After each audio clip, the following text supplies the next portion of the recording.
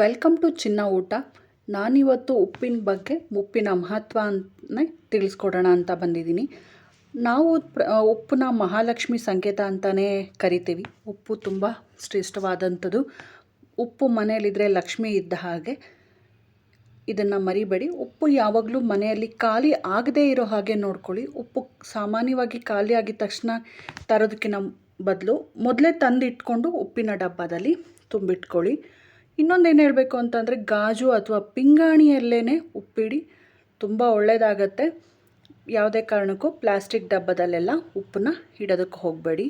ಹಾಗೆ ಇನ್ನೊಂದೇನೆಂದರೆ, ನೀವು ಪ್ರತಿ ಶುಕ್ರವಾರ ಖಾಲಿ ಆಯಿತು ಅಂದಾಗ ಶುಕ್ರವಾರದ ದಿನವೇ ಉಪ್ಪನ್ನ ಮನೆಗೆ ತೊಗೊಂಡು ಬನ್ನಿ.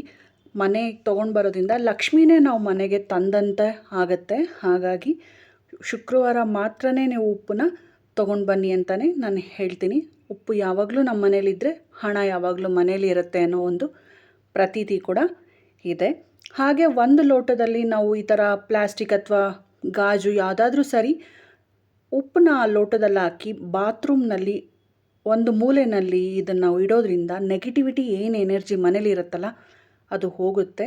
ಪ್ರತಿ 15 ದಿನಕ್ಕೆ ಒಂದು ದಿನ ನಾವು ಈ ಉಪ್ಪನ್ನ ಚೇಂಜ್ ಮಾಡಬೇಕಾಗತ್ತೆ. ಹಾಗೆ ಉಪ್ಪನ್ನ ಬಿಸಾಡೋಕ್ಕೆ ಹೋಗಬೇಡಿ. ದಯವಿಟ್ಟು ಆ ಉಪ್ಪನ್ನ ನೀರಲ್ಲಿ ಹಾಕಿ ಕರಗಿಸಿ ನಾವು ಅದನ್ನು ಚೆಲ್ಲಬೇಕಾಗತ್ತೆ. ಹಾಗೆ ಇನ್ನೊಂದೇನಂತ ಅಂದರೆ, ಹೊರಗಡೆ ದುಡಿದು ದಣಿವಾರಿರುತ್ತೆ, ನಮಗೆ ತುಂಬ ಸುಸ್ತಾಗ್ತಿದೆ, ದೃಷ್ಟಿಯಾಗಿದೆ, ಈ ಥರ ಎಲ್ಲ ಮನೆಯಿಂದ ಹೊರಗಡೆ ಹೋಗಿ ದುಡಿಯುವಂಥವ್ರಿಗೆ ಸಾಮಾನ್ಯವಾಗಿರುತ್ತೆ.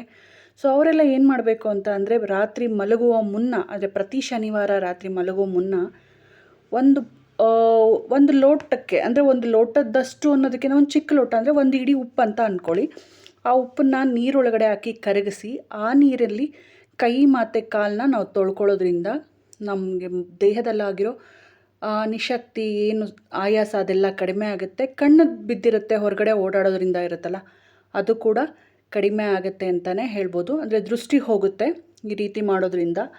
ಹಾಗೆ ನಾವು ಪ್ರತಿ ಶುಕ್ರವಾರ ಯಾಕೆ ಉಪ್ಪನ್ನ ಅಂಗಡಿಯಿಂದನೇ ತರಬೇಕು ಅಂತ ಅಂದರೆ, ಮನೆಗೆ ಮಹಾಲಕ್ಷ್ಮಿ ಬರೋದು. ಸೊ ಹಾಗಾಗಿ ನಾವು ಮನೇಲಿ ಸಂಜೆ ಎಲ್ಲ ಪೂಜೆ ಮಾಡಿರ್ತೀವಿ, ಬೆಳಗ್ಗೆ ಮಾಡಿರ್ತೀವಿ ನೋಡಿ. ಹಾಗಾಗಿ ನಾವು ಮನೆಗೆ ಲಕ್ಷ್ಮಿನ ಯಾವಾಗಲೂ ಕರ್ಕೊಂಡು ಬರಬೇಕು ಅಂತಂದರೆ ಶುಕ್ರವಾರ ಮಂಗಳವಾರ ಅಂತ ನೋಡ್ತೀವಲ್ಲ, ಹಾಗೆ ಉಪ್ಪನ್ನು ಮಾತ್ರ ನೀವು ಶುಕ್ರವಾರದ ದಿನವೇ ತೊಗೊಂಡು ಬನ್ನಿ ಅಂತೇಳಿ ಹೇಳ್ತೀನಿ. ಹಾಗೆ ಮಕ್ಕಳಿಗೆ, ಸಣ್ಣ ಮಕ್ಕಳಿಗೆ ತುಂಬ ದೃಷ್ಟಿಯಾಗಿರುತ್ತೆ. ಮಕ್ಕಳು ಬಂದು ಯಾರಾದರೂ ನೋಡಿದಾಗ ದೃಷ್ಟಿಯಾದಾಗ ಅಳೋದಕ್ಕೆ ಶುರು ಮಾಡ್ತಾರಲ್ಲ, ಆ ಟೈಮಲ್ಲೂ ಅಷ್ಟೇ ನಾವು ಒಂದು 4 ಕಾಳು ಅಥವಾ 3 ಕಾಳು ಉಪ್ಪನ್ನ ತೊಗೊಂಡು ಕೈಯಲ್ಲಿ ಮಕ್ಕಳಿಗೆ ನೇವಳಿಸಿ ಒಂದು ಚಿಕ್ಕ ಲೋಟಕ್ಕೆ ಹಾಕಿ ಆ ನೀರನ್ನ ಹೊರಗಡೆ ಚೆಲ್ಲೋದ್ರಿಂದ ಮಕ್ಕಳಿಗೆ ದೃಷ್ಟಿ ಬೇಗ ಹೋಗುತ್ತೆ. ಇದನ್ನು ಸಣ್ಣ ಮಕ್ಕಳಿರೋರ ಮನೇಲಿ ಪ್ರತಿಯೊಬ್ಬರು ಮಾಡಬೇಕಾಗತ್ತೆ. ಅದು ತುಂಬಾ ಒಳ್ಳೆಯದಾಗತ್ತೆ.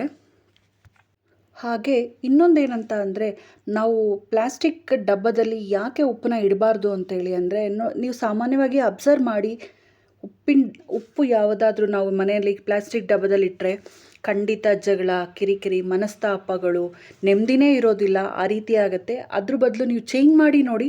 ಆ ಚೇಂಜ್ ಮಾಡಾದಮೇಲೆ ನಿಮಗೆ ಖಂಡಿತ ಬದಲಾವಣೆ ಅನ್ನೋದು ಖಂಡಿತ ಕಾಣಿಸುತ್ತೆ, ಉಪ್ಪನ್ನ ನೀವು ಪ್ಲಾಸ್ಟಿಕ್ಕಿಂದ ತೆಗೆದಾದ್ಮೇಲೆ. ಹಾಗೆ ಇನ್ನೊಂದೇನಂತ ಅಂದರೆ, ನಾವು ಉಪ್ಪನ್ನ ದೀಪ ಹಚ್ಚಿದ ಮೇಲೆ ಯಾರಿಗೂ ಕೇಳಿದ್ರೆ ಕೊಡಬಾರ್ದು ಒಂದು. ಮತ್ತು ಇನ್ನೊಂದು, ಅನ್ನಕ್ಕೆ ನಾವು ಉಪ್ಪು ಹಾಕಿ ಅನ್ನ ಮಾಡಬಾರ್ದು. ಹಾಗೆ ಇನ್ನೊಂದೇನು ಹೇಳಬೇಕು ಅಂತ ಅಂದರೆ, ಪ್ರತಿ ಶುಕ್ರವಾರ ನೀವು ಬ್ರಾಹ್ಮಿ ಮುಹೂರ್ತದಲ್ಲಿ ಬೆಳಗಿನ ಜಾವ 4-4:15 ಎದ್ದು ಉಪ್ಪಿನ ದೀಪ ಹಚ್ಚೋದ್ರಿಂದ ಮಹಾಲಕ್ಷ್ಮಿ ಮನೆಯಲ್ಲೇ ನೆಲೆಸ್ತಾಳೆ. ದುಡ್ಡಿನ ಸಮಸ್ಯೆ ಏನಾದರೂ ಇತ್ತು ಅಂದರೆ ಖಂಡಿತವಾಗಿಯೂ ಪರಿಹಾರ ಆಗುತ್ತೆ. ನೀವು ಬೇಕಾದರೆ ಇದನ್ನು ಮನೆಯಲ್ಲಿ ಒಂದು ಸಾರಿ ಟ್ರೈ ಮಾಡಿ ನೋಡಿ. ಖಂಡಿತವಾಗಿಯೂ ಏನಾದರೂ ಹಣದ ಸಮಸ್ಯೆ ಇತ್ತು ಅಂದರೆ ಪರಿಹಾರ ಆಗೇ ಆಗುತ್ತೆ. ಶುಕ್ರವಾರ ನೀವು ಉಪ್ಪನ್ನ ಒಂದು ತಟ್ಟೆಯಲ್ಲಿಟ್ಟು ಅದ್ರ ಮೇಲೆ ದೀಪ ಹಚ್ಚೋದ್ರಿಂದ, ಅಂದರೆ ನೀವು ತುಪ್ಪ ಹಾಕಿ ದೀಪ ಹಚ್ಚೋದ್ರಿಂದ ಖಂಡಿತವಾಗಿಯೂ ಲಕ್ಷ್ಮಿಗೆ ನೀವು ಈ ಪೂಜೆನ ಮಾಡಬೇಕು. ಖಂಡಿತವಾಗಿಯೂ ನಮಗೆ ಒಳ್ಳೆಯದಾಗತ್ತೆ. ಈ ಉಪ್ಪಿನ ದೀಪದ ಬಗ್ಗೆ ನಾನು ಮುಂದಿನ ದಿನಗಳಲ್ಲಿ ಖಂಡಿತವಾಗಿಯೂ ಸಂಪೂರ್ಣವಾಗಿ ತಿಳಿಸ್ಕೊಡ್ತೀನಿ. ಹಾಗೆಯೇ ಉಪ್ಪಿನ ಡಬ್ಬದಲ್ಲಿ ಮೇಯ್ನ್ ಇನ್ನೊಂದೇನೆಂದರೆ, ನೀವು ಸಂಪೂರ್ಣವಾಗಿ ಕೈ ಹಾಕಿ ಉಪ್ಪನ್ನ ಬೆರಳಲ್ಲಿ ಹಾಕಿ ಕೈ ಹಾಕಿ ತೆಗೆಯೋದಕ್ಕೆ ಹೋಗಬೇಡಿ. ಸೊ ಇದಿಷ್ಟು ಇವತ್ತಿನ ಮಾಹಿತಿ ಆಗಿತ್ತು. ಮತ್ತೆ ಹೊಸ ವಿಡಿಯೋದ ಜೊತೆಯಲ್ಲಿ ನಾನು ನಿಮಗೆ ಖಂಡಿತವಾಗಿಯೂ ಸಿಗ್ತೀನಿ. ಯಾರೆಲ್ಲ ಇಲ್ಲಿವರೆಗೂ ವಿಡಿಯೋ ನೋಡಿದ್ರು ಅವರಿಗೆಲ್ಲ ತುಂಬ ಹೃದಯದ ಧನ್ಯವಾದಗಳು. Thank you so much friends.